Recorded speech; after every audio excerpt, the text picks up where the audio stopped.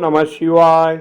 भगवान सूर्य की उपासना से धन संपत्ति ऐश्वर्य और मनोवांछित फल की प्राप्ति होती है।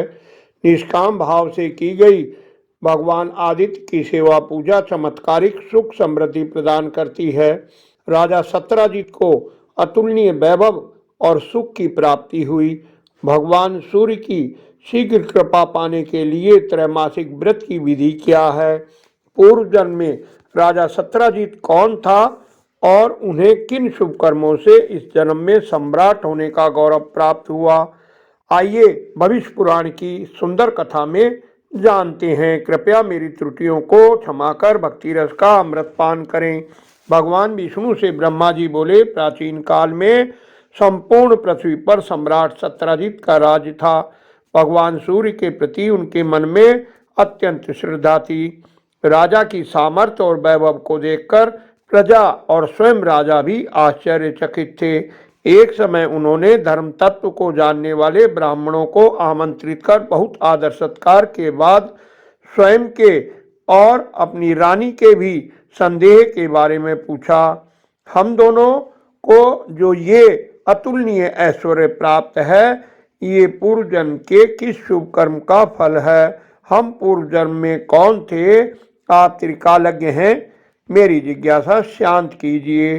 धर्मज्ञ ब्राह्मणों की सम्मति से परम विद्वान परावसु ने योग समाधि द्वारा राजा और रानी के पूर्व जन्म के बारे में जानकर यूं कहना आरंभ किया। महाराज, आप पूर्व जन्म में निर्दयी, हिंसक और कठोर हृदय के शूद्र थे। कुष्ठ रोग से पीड़ित थे। महारानी उस समय भी आपकी भार्या थी।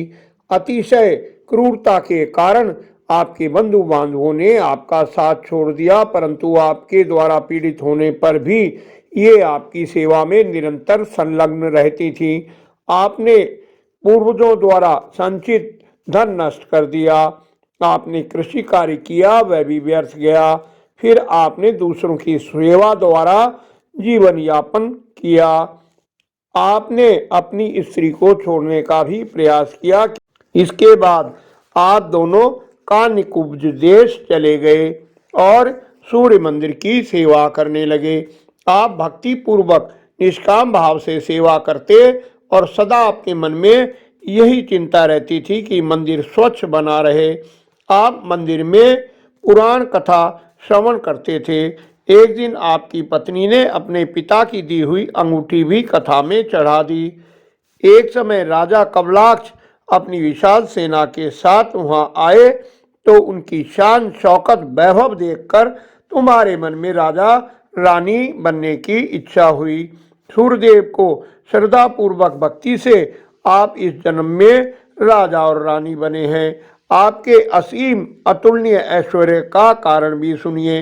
एक दिन मंदिर में दीपक तेल बत्ती के अभाव में बुझने लगा तो आपने अपने भोजन के लिए रखे तेल से पूर्ति की और आपकी रानी ने साड़ी फाड़कर बत्ती बनाकर जलाई। यदि जन्म जन्म में इसी प्रकार ऐश्वर्य प्राप्ति की इच्छा है तो आप भगवान सूर्य की विधि पूर्वक उपासना किया करें।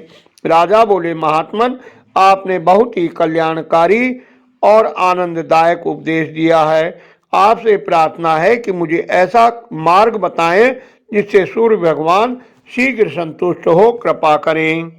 परावसु बोले, राजन, कार्तिक मास में प्रतिदिन भगवान सूर्य का पूजन कर पौराणिक ब्राह्मण को भोजन कराएं और सामर्थ्य अनुसार दान दें। स्वयं एक ही बार भोजन करें।